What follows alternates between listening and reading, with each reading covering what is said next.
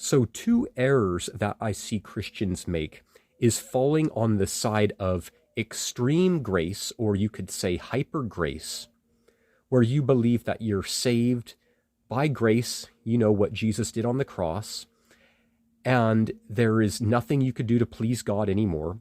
So these sorts of Christians, they live a very complacent life. They live a life where they feel entitled to go to heaven, and they become very lukewarm.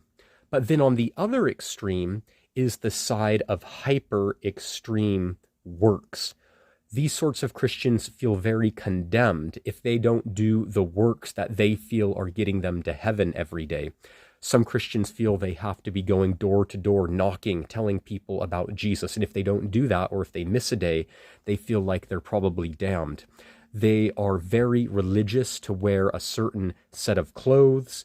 Maybe they feel like they have to wear a head covering or a hat, or they can't wear jewelry, and on the legalisms go. It becomes hyper works.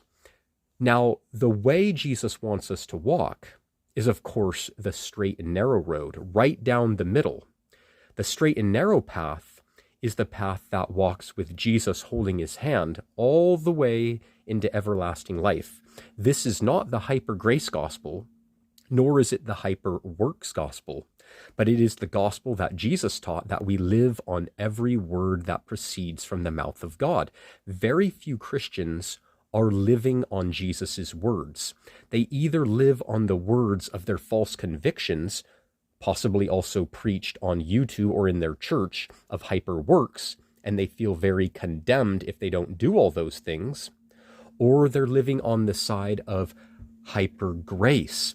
These sorts of Christians that have believed in this sort of grace, they're very complacent. They feel so entitled to get to heaven. They don't have to do anything for Jesus. They don't have to have righteous works. They don't have to obey God, because they feel they're entitled to go to heaven.